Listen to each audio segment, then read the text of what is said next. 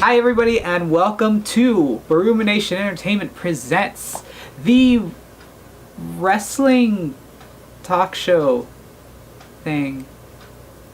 We'll keep doing that until it sticks. We are going to be talking about everything that happened on Raw and on SmackDown, and possibly some little extras at the very end. And we started off with the gauntlet match, which took up about like 2 hours of the show, and surprisingly it was not bad at all. It was actually really good.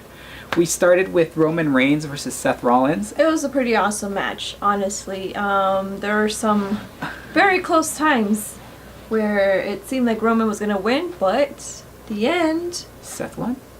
He rolled him up. Little exchange, roll him up. 1, 2, 3. Seth moves on. So he then goes on to face Cena. And what ends up happening is they have this really awesome, again, back and forth match. So we were watching Seth Rollins wrestle for like, what, over an hour? Yes. And that was really cool, just seeing him wrestle, and the fact that like we didn't get tired of him fighting for that long. Instead, we actually liked that. And he beat Cena. He beat Cena, and yet he continues on to another match. And this match, he faces Elias. Mm-hmm. That one was a really good match as well.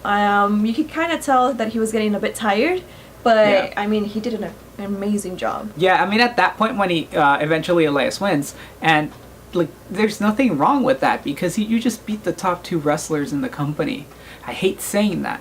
But it's the truth because they're the people they promote more. Yeah, that was really good. That was really interesting. Like, Seth had like, what, an hour 15? An hour 10? Yeah, I would say. Of just non-stop wrestling, and he was able to keep up that energy. It was an awesome way for him to be pushed finally again, and I mean, hopefully he does get the chance to be, in the WrestleMania. And then right after that, Finn came in, and then he beat Elias in a really good match. And then Miz ambushed Finn from behind, and then Miz won that match, and then at the end, Braun Strowman came out and just destroyed everybody. Of course he won the match, but it was just really fun to see, like, just him wreck. I love the Miz, but that was fun. Up next, we have Nia, Jax, and Asuka. So basically what's happening is that Asuka was cutting a promo about how she's gonna be winning at WrestleMania, and generic things about her match with Nia Jax at Elimination Chamber. Nia comes out, beats her up. She assaults her.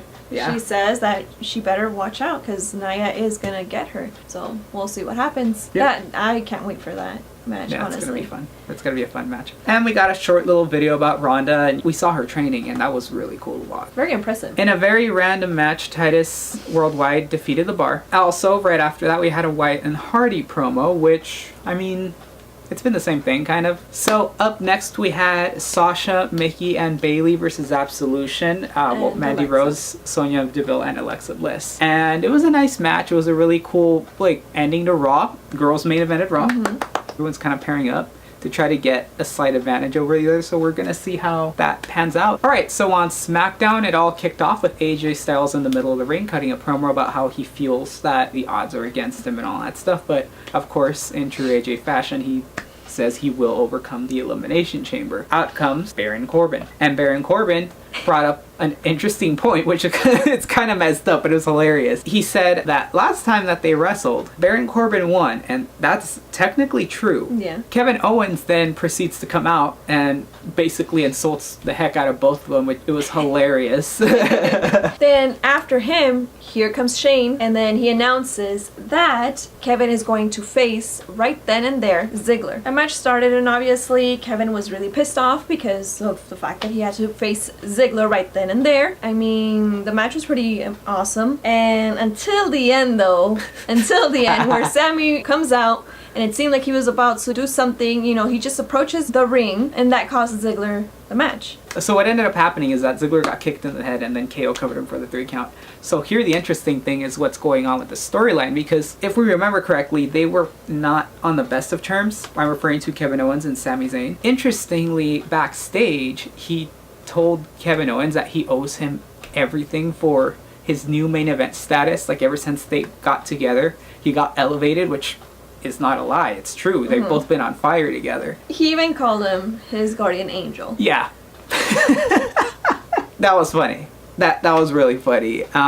Both guys are great. I like seeing them together, and it's interesting to see if he really is in this to help Kevin Owens, or is he in it for himself? Because he did say that he was going to lie down for a KO if it came to be at Fastlane. It's building up more mystery to them two with the match, because we want to know what's going to happen. Is he really going to be his friend and let him win, or is he going to do it for himself? And we don't know. We don't know if Kevin has taught him too well. So next up we have Jinder Mahal, Bobby Roode, and Randy Orton. So they had this promo going on, and it was a little interesting. It started off with Jinder Mahal in the middle of the ring, and he's basically feeding false facts to the WWE Universe on purpose. He's trying to stir up some drama just so that, like, Randy Orton and Bobby Roode can destroy each other, and then he can pick up the pieces and claim the title. Yeah. At least that's what it seems like.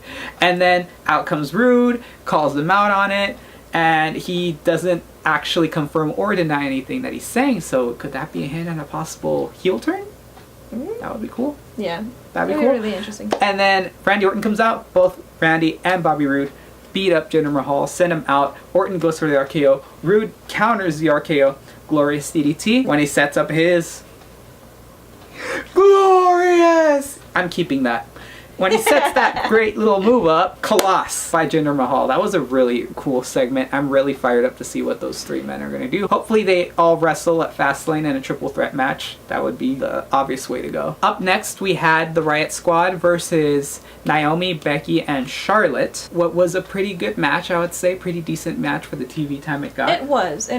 And finally they give the win to the Riot Squad. Yeah. And it was actually fair. It was fair. Actually good. It was. I mean, it was a lot of like mix up, but it's typical in a tag match. It was a very clean win, and it's a very decisive win. A win that Ruby really needed, because they were lacking in that department, unfortunately. Up next, the New Day actually defeated Chad Gable and Shelton Benjamin in a match to decide the #1 contenders for the tag titles, and I'm a little confused about that. I am too. I thought, honestly, that Gable and Benjamin were going to have another shot, to fight against the Usos, but apparently not. They look like they were setting them up. That was kind of weird. Yeah. But I mean... It was time for, I guess, a new feud again. I know they feuded last year with the Usos, but who knows, maybe they'll recapture that magic. That was a really good feud, so they can very well do something with that. Right after the match that the New Day won, they were outside celebrating on the way up the ramp when the Bludgeon Brothers come in, and just like they confronted the Usos, they confronted the New Day.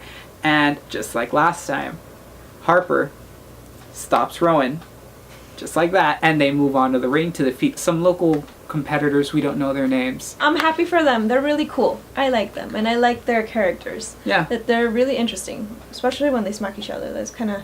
Yeah, those are cool. Kind of out there, that was a really fun match. They won it very easily, obviously. It was really cool. Right after that, we have AJ Styles fighting against Baron Corbin, and he defeated him in another really good, really well-designed competitive match. It was a clean win. Really, really nice sequence to set it up. He was getting choked outside the ring, and then AJ countered, jumped, hit him with the phenomenal forearm. 1, 2, 3 for the pin. On a little interesting side note, we finally got to see Murphy wrestle as a single star, and he did well. It was impressive. Yeah. It was impressive, especially his finisher. That was really interesting. This is 205 Live, by the way. And we're not going to be talking about the show in its entirety. We're just talking about this because, one, he did really well, and two, his finisher. That's the reason I wanted to bring it up. Really, interesting. We had to keep on we rewinded it 3 yeah. times. It's like a pump handle slam that turns into like an overhead, and then he slams you down. Yeah.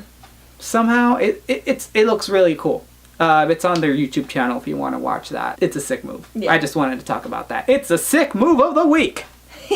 So after Raw and SmackDown and 205 Live, we were treated to the Mixed Match Challenge, which this week featured Apollo Crews and Nia Jax versus Bobby Roode and Charlotte. It was just really weird because... It was awkward because you could... At least this is what I perceived from it. But it seems like Charlotte has a huge crush on, Bobby Roode. That was a shout out to you, Ollie. It was a little funny, I have to say. Like, I couldn't quite tell if it was... part of the character, if she was legitimately flirting with him. I don't know, but you could tell there's chemistry there, and it showed during the match. It was a really well done match, really well performed. Nia looked like a monster the whole time. The only reason she got the upper hand is because Nia is kind of like in this mini feud with Titus Worldwide. Yeah, and Dana kept helping her, but Nia hated that she was helping her, so it kept resulting in a back and forth between the two, which ended distracted them, honestly, distracted both of them, and it gave Charlotte the opening to start beating up Nia. I don't know if they're gonna actually do anything with that on Raw, but that would be kind of interesting if like Nia literally wrecks everyone in Titus Worldwide. Let her beat up Titus, let her beat up Dana, let her beat up Apollo. Put her over as a monster, guys. Come on, that's really cool. Just keep pushing her. She's pretty good. she's awesome. She's talented. Nia, you're awesome. What ended up happening with the match is that the girls tagged out and the guys were wrestling for a while, and like there's this whole distraction where with Charlotte and Nia fighting outside, and then Charlotte hits her moonsault. Apollo's like doing, I was honestly not watching him, so I didn't really pay attention to what happened with him because I was watching the moonsault. I was distracted, yeah, which was it was really well done. I just see the glorious DDT happen, and then the 3 count for the win for the Robe Warriors. Is their name now? Oh no. Yeah, they both wear robes. So a win for the Robe Warriors to go on to the next round. All right, guys, so thank you so much for checking out this week's edition of the Wrestling Talk show thing. Thank you guys so much for tuning in.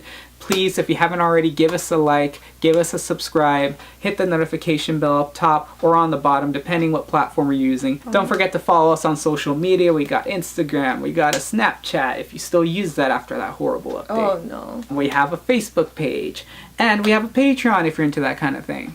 So if you're not, that's fine too. We like you guys. Thank you guys so much for tuning in. Thank you for your support. And remember, as always, the Bruin Nation Army wants you.